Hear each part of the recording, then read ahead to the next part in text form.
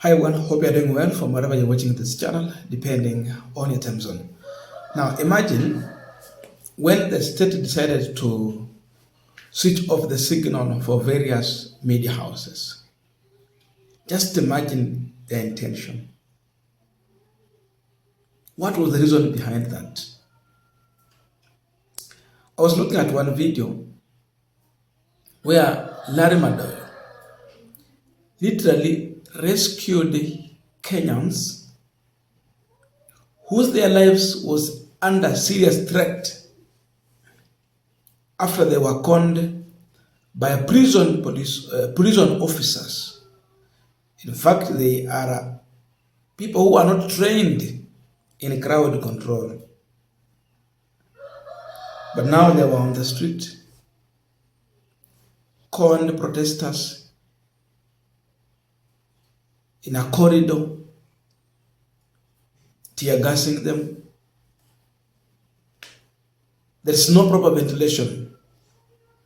What were these officers planning for this Kenya? That's the question. So when you look at this video, really, it exposes a lot about the state, the heinous plan that this officer had with this. If it was not for the CNN journalist Larry Madowo, I don't know what would have happened to these guys.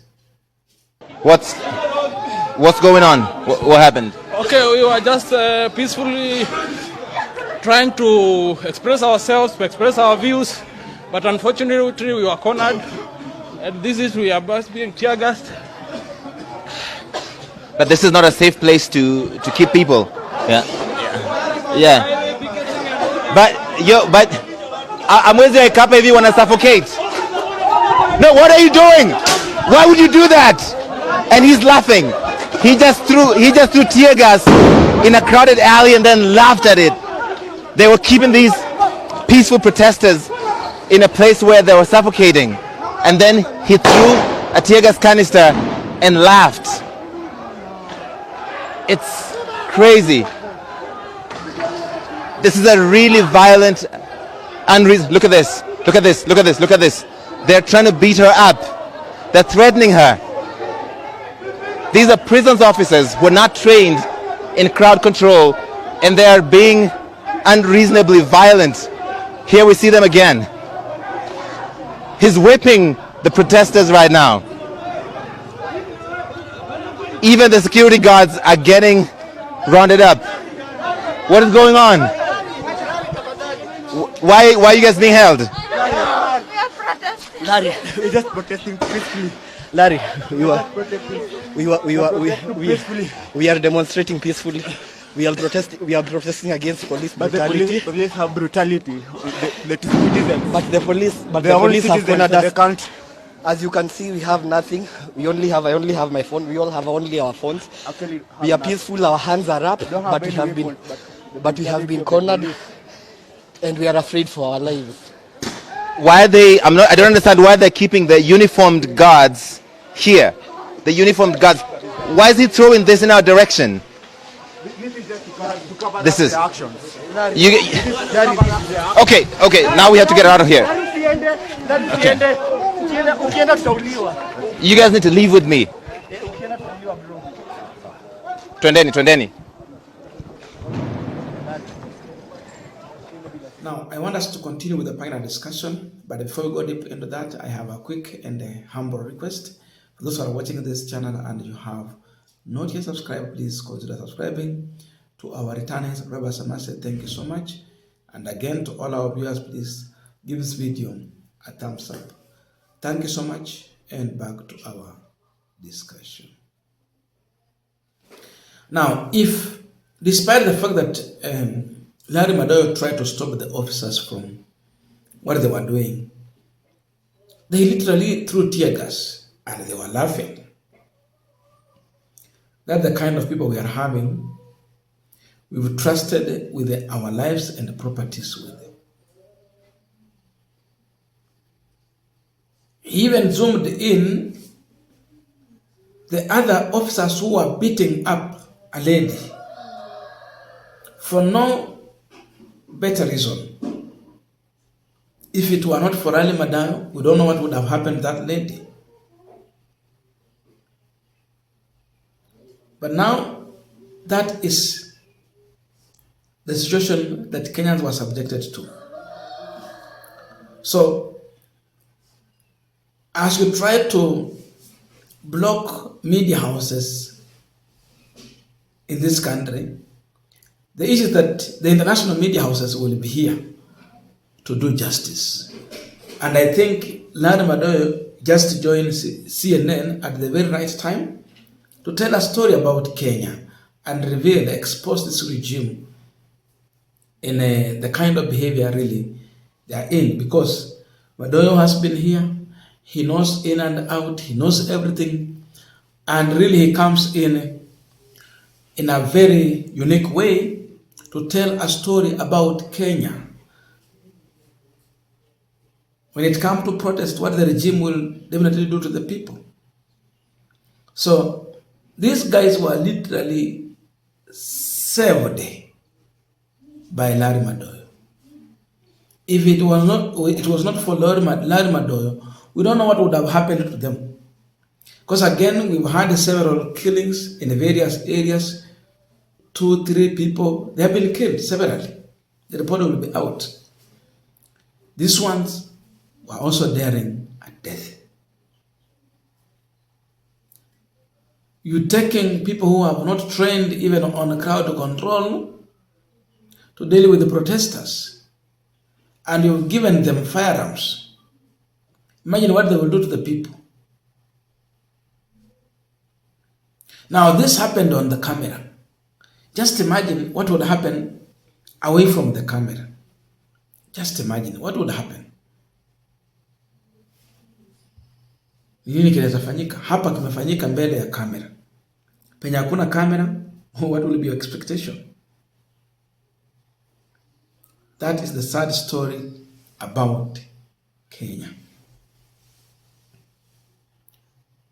That's why everyone camera should roll anytime we have a protest, so that at least you are able to collect enough evidence and save those who are in a danger. So I don't know the kind of image Ruto is painting to the public there, with this one being broadcast on international media house.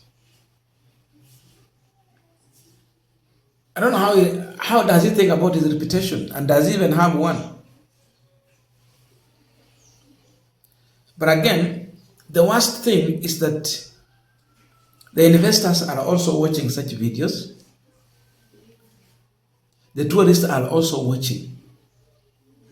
Many people. And you want to secure our reputation.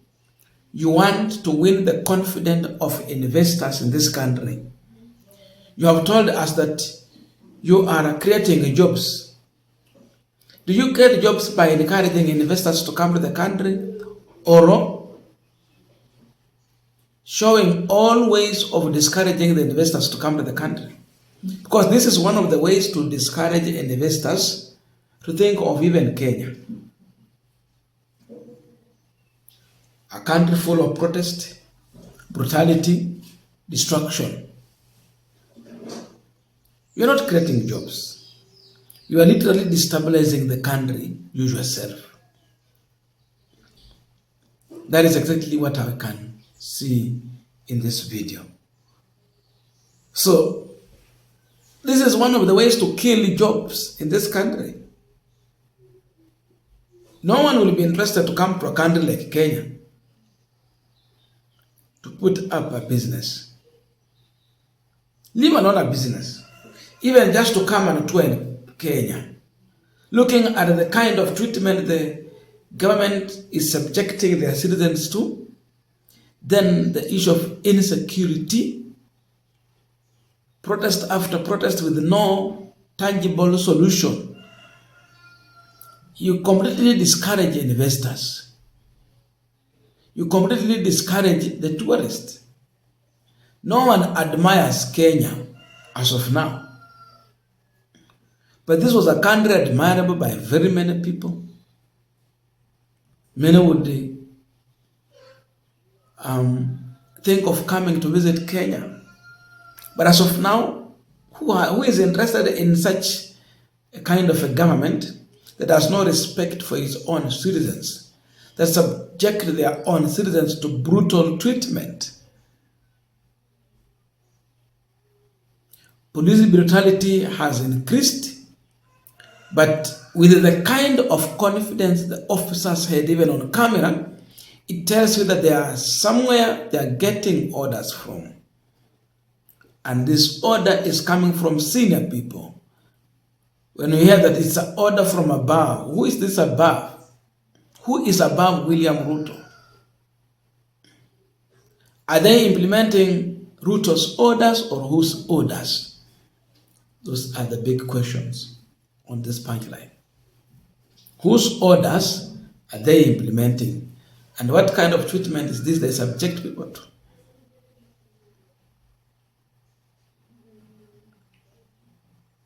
That is a total embarrassment. So we thank, personally, I celebrate someone like Larry Madowo for exemplary job that he did. He's a focused journalist, and he was here to rescue his fellow Kenyans.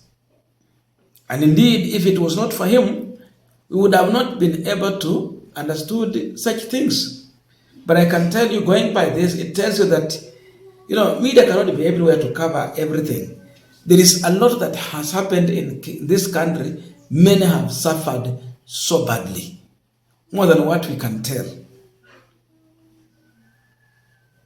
Many have suffered in silence, in private, where no one was there to tell their story or to share their story. And that is Kenya for you. Very sad.